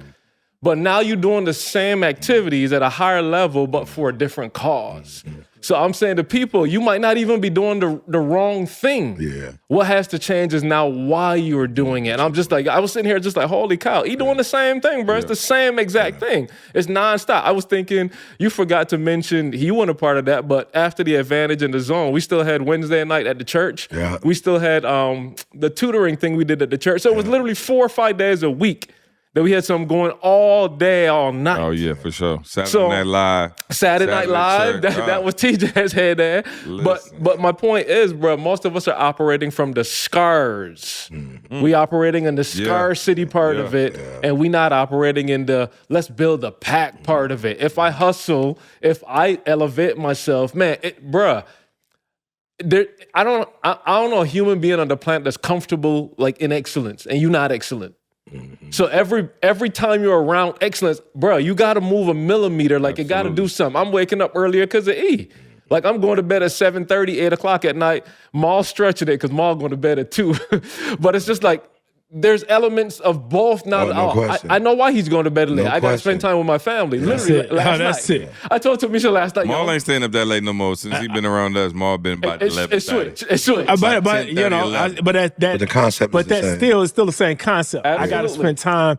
That time period, man. It really from 9:30 to that 11:30, 12 o'clock. That's really just Camille. Well, I mean, think about it. You got 4 hours now, a week extra added since you don't need to watch the Bears no more. So it's like you just, you know what I'm saying? Use that time that. Look, I got it. Hey. Yeah, look. I got it. And I got him with that one, E. You know, people. You know I'm like, man, what y'all listening to? Because cats be coming to me, man. You get up at 3 o'clock in the morning. Yeah. I was like, bro, that's 20, 30, 40. Yeah. I'm 50 now. Yeah. I don't have to do that no more. Mm-hmm. Like, what do you call it? The compound interest. Yeah, compound. Like, I don't got to get up at 3 o'clock in the morning. Now, I'm not gonna lie to you. There might be times where I do. It's rare. The only time I really get up at 3 is when Didi go to bed at night and got an attitude with me. Mm-hmm. You know what I'm saying? I'm like, this is my time. You know what I'm saying? Like, she don't feel like talking. I'm like, bet, I can get up at 3. But I had to stop getting up at 3 because she was kind of like, yo, at what point Can't do both. are you gonna do me? And it's like, okay, you know, she's like, look, you at what point is she what? At what point is she gonna do what? What? I didn't hear that. this dude, bro. Do me, baby. This dude, Do bro. me, baby. You know what? It is a Christmas season. Hey, What? Man, gifts. Jamal. But I always have to remind him that there are babies. No one did. Yeah, I always have to remind her that there are babies listening to this with their parents. But anyway. No man not did. No one did me. Yeah. So anyway, as I was saying, Ma, Y'all know what I'm talking about? I had to get to a point where Oh, hold on, please. Yeah, Let me please play don't it. show that. Hold on. Please don't show It's that. gonna happen, bro. Was he like this in grammar school? It's dog? gonna happen. Middle school. Look. The lady who said no one did me. Bruh. Listen. You didn't Look. slam him hard enough. Look. Hold on. Here she go. Nothing I did, nothing I tried, nothing I smoked, nothing I snorted, nothing I drank, no man I did. No one did me. Nothing did me any good. No, I'm talking about no one did me. You know what I'm saying? So Didi said, "You're not doing me," and then you said, We're "What?" about to lose our PG designation. No, I didn't. No, he said. What did he say, Carl? The SEC about to call. Oh, bro, we about to be terminated. Oh, bro. So I was just saying, Didi was just Said he saying, getting up at 3 and not doing it. economically we good. No one. Not. Yeah. Economically we good. You know, whatever. So at some point, you know, she said to me, you said you was going to retire, and when is that going to happen? Because if it don't happen in the next few years, like when? And so now it's like, to your point, just stay in the bed, and then she usually gets up about 6:30, and guys like, you can get up at 6:30 and do whatever you got to, 6 I get up for the mastermind. But yeah, bro, yeah. But to Carl's point, things I couldn't even. Things changed. He No took one me did me. Yeah, I'm talking, nothing did me any good. yeah. Y'all get see some. For Christmas see some maturity. For Christmas. Listen. Yeah. See being funny, but and we can go on and see for the African wild dog, but the whole community thing about being with the pack. Yeah. What's sweet about the African wild dogs is, and I don't know, if they're the only dog, but I'll say they're one of the few animals that actually play together. Yeah. Yeah. And so when you talk about Didi, like spending time with me, and I don't know the statistic, but they say like laughter does something for your heart and for your soul, right? And so like even just sitting here, right, not going into detail, but like, my daughter passed September the 15th, and just sitting here in this room and laughing and stuff like that, and kind of, because so for those who don't know, I don't live in the same, where E live. I live, an hour and a half away from the church, and so I don't have this type of people where I live at currently. And so just sitting here laughing and joking, that's good for the soul. And so to his point, like how much time are you spending with your pack laughing? Playing, you got to grind. A lot, apparently. Right, you got to grind. But nobody appreciates it here, Chief. I'm glad you appreciate it, because E don't appreciate it, Jamal don't appreciate it. They do. They just don't know how to show their. They don't know how to show their appreciation. You know what I'm saying? They want to be deep all day. But Maul needs this. You know what I'm saying? When the Bears lose, he need. Definitely not. But just think about how much time we were in the dark with the Lions. Bro, pain. I need it, and nobody was there. No one did me. We didn't have a pack. No one did me. You know what I'm saying? When I was losing, no one did me. You know what I'm saying? Bro, not even my spouse. I'm talking about nothing. Man. Oh man. Yes, no, to your point, it is great to have community. That's why we got our Patreon fam, man. Y'all show love to the Patreon fam. We're going to do Q&A with our Patreon fam once we finish up. But I do want to know everybody favorite Thanksgiving food. You know what I'm saying? Is there an option? I saw somebody ask what's like the 2 best side dishes, and I'm like, side dishes? Or okay, first of all, are you still doing the turkey? Y'all know he got the best turkey. Oh, I don't know if I'm gonna do it this year just because I just got back. Okay. And I normally need 3 days. So I need 3 days for it to soak. So I just got back. So I'm gonna see if I can. You have to get started today. Yeah. Okay. So you know, all right. Yeah. Hey, I might try that Didi turkey. Didi sent me a vegan turkey. Oh yeah. Bro, no. There's a market for everybody. But can I just say, it's $80, bro. Yeah. $80. Is that expensive or cheap? I ain't know about it. Expensive. A real turkey. Look, 95 million there. He don't know. Well, I will say this. I don't. When he said, I was like, "Is that cheap? Should it be more?" I will be honest. Are you saying that's not enough? Yeah. I pay a little bit more for my turkeys because I go to what's the name of that spot? Better Health, and I get the fresh, never frozen one. Mm. That's fresh, why never frozen what? Turkey. Oh, yeah. That's why it tastes a little different.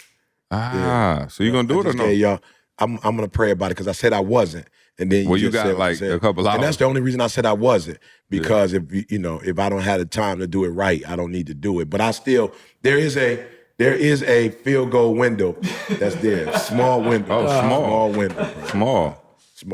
So you are doing a turkey? No. He bought the turkey. We ended up buying 2. Okay. Tamisha just bought 2, so I was like, "Oh, the other one is there whenever you're ready." Man, I don't really do the turkey like that. I mean, I get it because it's like tradition, but I just. That's it. What do you do for Thanksgiving? You get some other kind of meat? Oh, bro, lion meat. Listen. I'm about to look it up right now. I'm not even joking. Patreon, I'm about to get some lion meat. Somebody got that. Lion meat. Look it up. Pop's dressing is about enough. Yeah, but I'm saying, do you do like a short rib or something? Like, what do you do? No, my mother-in-law do a pot roast. A pot roast. Oh, that goes insane. I'm talking about like I'm not playing like you can't even sleep the night before because she cooking for about 48 hours. What? Okay. And it just turned into soup. No such thing as lion meat. Huh? No, it is. 1 pound for $49,000. Huh? Wow. Why you think? Because lions rarely ever die.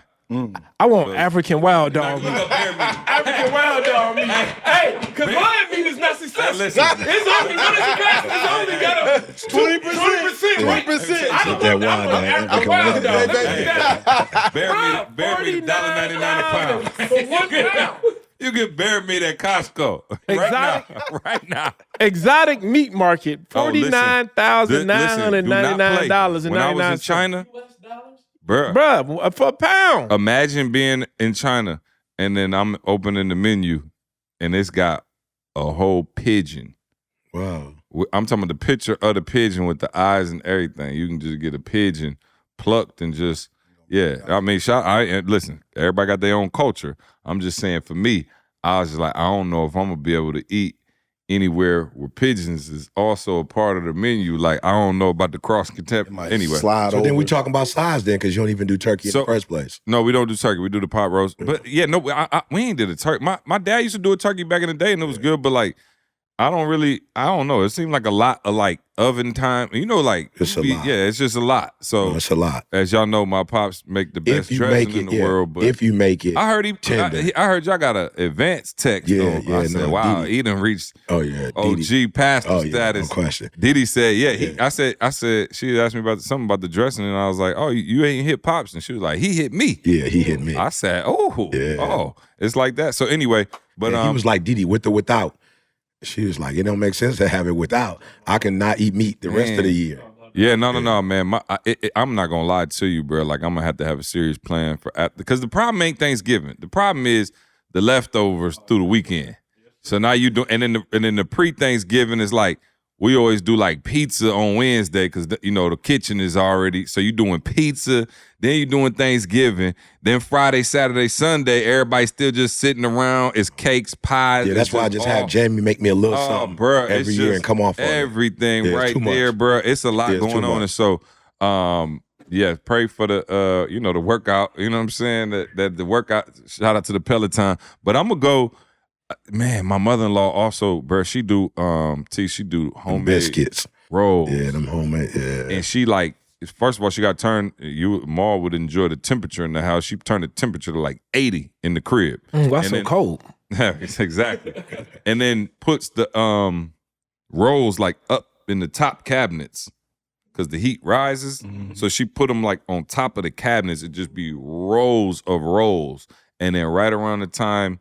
Doggone, you know what I'm saying? They rise up, put them in there, bruh. Candace did it at our crib. Oh, she did. Candace did it at the crib. She sure did. Yeah. And hey, and bro, so put I would never disrespect my mother-in-law and say that Candace was on her level, but she can. Yeah, I'm just saying. A little magic you can cut them open and put anything in the middle of them jokers. Ooh. Just by putting them at the top like that, they rise. Yeah, but the heat make them rise. So it's just a slow process, but they rise up. Bro. So this week, and I don't even eat bread. Yeah, this week it's probably wise for the Bears to sleep in the top bunk. So they can rise to the rise up. No, the only thing we're gonna be rising is rising to the occasion. Come on, Pastor. I'm quick with them words too now. Hey, y'all gonna make me actually watch the game. I am going to eat. Oh, that's right. I'm going to the game. That's right. He's going to the game. That's right. It's a family tradition. I forgot. That's what he said. I forgot. Oh, I'm supposed to be speaking there. Yeah. Oh, let me tell you something. He was at the Houston game. Tell us about that. Ooh. Oh, let me tell you something. Shout out to Toby. Oh, bro, listen. We were in Mexico celebrating. Well, he had the Next Level speakers. Shout out to my Next Level speakers and Maul and Camille 42nd anniversary. You know what I'm saying? They've been together. 30th. Okay. 30th anniversary. I don't know. I never know, bro. They've been together like forever. Since you was in diapers. For real. And wetting the sheet. Hey, listen. All right. So, bruh, I'm watching it on. We in Mexico. They got the game on. No sound, no nothing. I'm watching it, bruh, and we getting whooped. I'm talking about Toby texting me like crazy. Oh, he got all kind of jokes, memes, everything. And I was like, I looked up at halftime. You know how you can't, like, when you can't hear the game, you kind of don't be as like in it as you like. What's going on? Like, we talking and the ladies, doing their thing. So anyway. Eve like text me like a picture, and everybody, all of Houston was in the suite, all the rappers, Flip, all the H-Town legends is in there, and Kiki the Don. Oh, bro, and let me tell you something. Them Lions slowly but surely start coming back, and I got video, but how was it in there? When I'm so hurt. Tobe didn't even. Man, Tobe didn't give you clothes for me, shoes. His shoe just came out. Bro, he intentionally didn't give me nothing. He was pissed. Bro. Yeah. So we did a podcast and C showing the shoes. I'm salty. Oh yeah, I'm like, Tobe, where my shoes at? Yeah, because I was there. He told me, "I mail them to me." I said, "Mail them." Just right there. I was just at the crib, bro. Oh, he was so like, sick. He didn't even say bye. No, he told me. So I'm gonna be honest, bro. Two things. One, I'm leaving the church. I'm leaving APOC. I'm no longer a member of APOC. So I'm no longer a member of APOC. Yeah. And he said, number two, I was hurt, bro. Yeah. I couldn't give you the stuff because I was hurt. I was like, bro, a gay? Bruh. You didn't talk about that part about African Wild Dogs, how they get mad and jealous. Yeah, all right, cool. So 2 must-haves on the Thanksgiving table. Let's go around because this is people are listening to this on Thanksgiving. What are y'all for sure? What's got to be in the rotation? I'm saying you said 1. Your dad's dressing. Oh, for sure. That's a 1. Yeah, can we not count that? Because that ain't even fair. Everybody gonna say that. Go 2 more besides that. I got you. I'm still going with the hip hop preacher's turkey. That's a classic. That's great. I ain't had that in years though. That's what I'm saying. But it's a classic. I ain't really been here though either. But yeah, it is. And I'm talking about turkey. You know, turkey usually be like, that's something. Did Mr. B teach you that? He did. Man, rest in peace to the legend, Mr. B, because he was going crazy with that.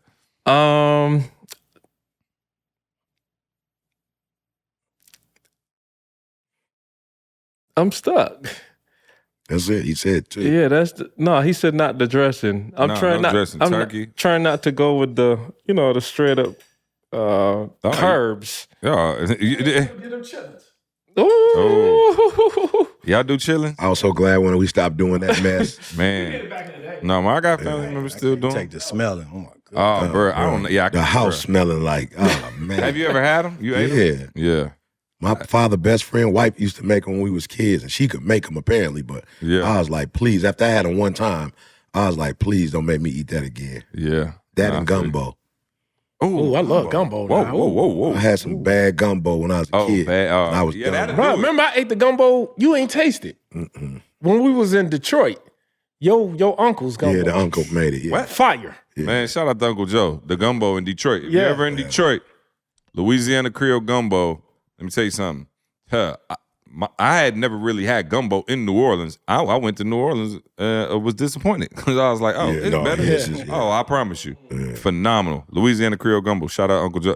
He matter of fact, he's in Atlanta as y'all listen to this first time coming to celebrate Thanksgiving with us. Hey, look at that. So I'm going to have to tell him to bring some gumbo. There you go. Yeah. 100%. What you got, Ma? Yep. With 2 must-haves. I must make this day special because it's Camille's birthday. Shout out, happy birthday, sis. Thanksgiving is Camille's birthday. Happy birthday. So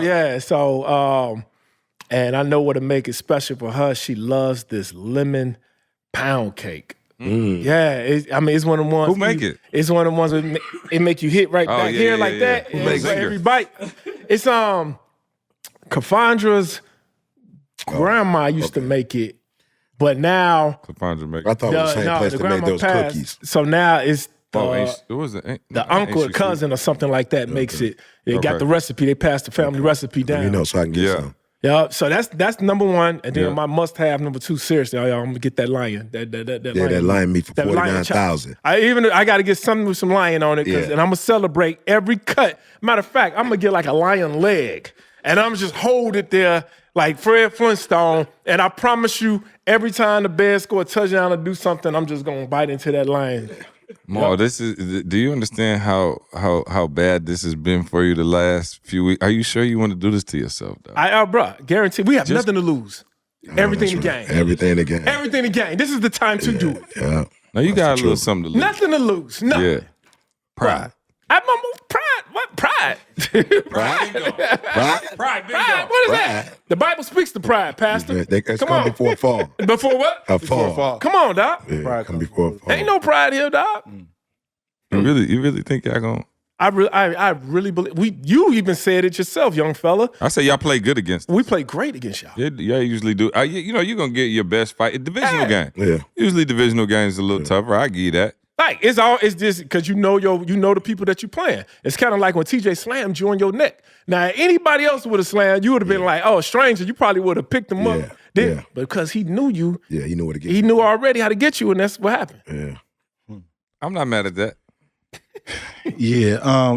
So before I give my 2, let me just say this to Jamal. I want to encourage Jamal. Yeah, There's two sides to faith. Come on, Pastor. 2 sides of faith. Yeah. Come on. Gosh. Yes, sir. All right. The faith on the front side, which means you believe something's going to happen. Yeah. Which most pastors, we preach about that because it makes you feel good. Yep. But it's going to come a time where you got to have the other faith, which is on the backside, which means when you don't get what you want, you gotta believe. You still got to have faith to continue to move forward. So I want to keep Jamal in prayer. Yeah. Please. So, but now, Pastor, if I can interject 1 second.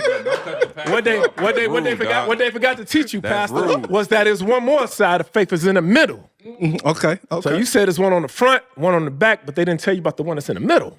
Amen. And that's the one, bro, where it's called blind faith. That no matter what may I come. thought it was called foolish faith. You know what I'm saying? Go ahead, The substance of things hoped for, the evidence things unseen. Yes, sir. I gotta have me some corn pudding. Ooh, corn pudding? Corn pudding. Yeah. Who makes that, B? Yeah. My mom makes it. And we had a recipe, but corn pudding. It's not the corn pudding you get when you go to I never had potlucks. Yeah, no. I never had it. Me neither. It's the old fashioned grandma corn pudding. Okay. And I gotta have some sweet potatoes in terms of size. Yeah. Obviously, E's Y'all do turkey? We do. E has never, I'm his quote unquote right hand man in the spiritual side, but he ain't never done a turkey for us.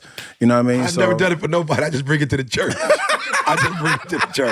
It's too much work, bro. But no, those are my sides, and then we do a turkey, but it's traditional. I'm a carnivore, bro. I don't care, man. Come on. Bring me some meat, and then we gonna eat. Yeah, we got it locked in on that. Yeah, I gotta have that. Oh, I'm sorry, I don't get to go.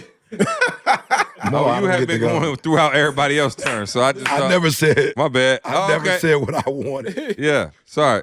No, my bad. I come on, man. I would never. You know what I'm saying? I wouldn't dare. I wouldn't dare cut you off.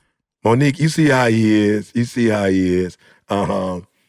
Mac and cheese and dressing. That's it, bro. That's all I gotta have. Who doing the mac? I'll take Jamie's mac. Yeah, Jamie. Or Lee Lamb. Lee got a 5 cheese. Lee doing the mac? Yeah. Oh, Lee. Constipated. Oh, Lee got 5 cheese. Look. You can't do that over 45. Yeah, 5 Let me cheese tell you mac. something. Lee got 5 sisters and he in the middle. Yep. So he can burn. Oh, yeah, for sure. Yeah, he can burn. Did he come I never up? heard of, I don't think so. They close. But I never heard of corn pudding. I got to try to see if I can get a little side. Yeah, you bring me some turkey, I bring some corn. We got a deal. I got to get to work. Potluck. I got to get, but he don't got to cook his. He just giving other people stuff to everybody. Yeah, for sure. Absolutely. Yeah. Nah, T, man, appreciate you joining us, bruh. Definitely have you back on, man, and, continue to share the wisdom. Hopefully, this was help, man. I thought about you the other day. I'm like, bro, just come on up, get around some good energy and some brotherhood, man. So we love you, brother. Patreon fam, appreciate y'all joining us. Stick around, Patreon. We're gonna do a Q&A with y'all right quick. And for the rest of y'all, make sure y'all check out Organifi, the superfood green juice powder, keeping us powered up throughout this podcast. Go to Organifi.com. Use the promo code SUCCESS. All right, get 20% off your order. And make sure you're healthy going into the new year, man. We got, you know what I'm saying? Real do 2 Organifis on Thursday. Yeah, I'm going to need you to do 2. Yeah. 1 in the morning, 1 at night. Clean that system out from all that. Yeah, for sure. Hey, I don't have it on All me, that but they're oil. doing Organifi weekly. They're doing like promotions on top of this. So I'm saying you get to double up. I don't remember what it is for Thursday, but they got some special on Thursday. So make sure y'all check that out. Yep, and shout out to Element as well. Yes, sir. Man, Element is... Hey, Element been going crazy. I ain't gonna lie. LMNT, y'all go check it out, man. It is a hydration packet, and I use that joker all the time, and really, helped me beat that jet lag. Cause first of all, little pouch, boom, pour it in your water, shake it up. I actually love it. It tastes great. It's messing me up. I don't drink as much normal water now as I drink with but you know what Element. I start doing, bro? I put one just in a gallon. And just drink my gallon with that. You know what I'm saying? But Sean Stevenson, shout out to him. He put us on that Element 2, and it's fantastic. So I'm on that regularly and got my family on it. So go check them out as well and tell them we sent you. What's up? We got a promo code for Element. I'm sorry, I don't know. I'll drop the site on there. We'll put it in the in the joint. But y'all check out that Element, man. Keep your health strong. And again, we only try to bring y'all stuff that we actually, all of us using and actually benefiting from. So with that being said, anybody got any? Okay, come on. All right. Oh, no. In all seriousness. No, can I say what I'm gonna say? Yeah, please. But remind me, I wanted to say something too. Yeah, I just wanted to, if you all could just, say a prayer for me. I'm about to have surgery. Oh yeah, that was about to say. Yeah, I'm about to have surgery. So these are the last time these hips will be on the podcast. That hip. And this hip will be on the No, podcast. you're doing one first. Yep. So I have to have double hip replacement surgery. Hey, Maul, you said you was going to document your journey for Patreon. Just for the Patreon. So Patreon, y'all keep me in prayer. I'm going to document the whole journey, and I'm going to show you how, the comeback is going to be at the house. I got already set up. My physical therapy is going to be done in my home. I got the therapist coming to my house. Only Jamal got the whole therapy. Oh, yeah. I got everything set up already. They doing the surgery at the house. Unbelievable. They flying the doctor in. Yeah.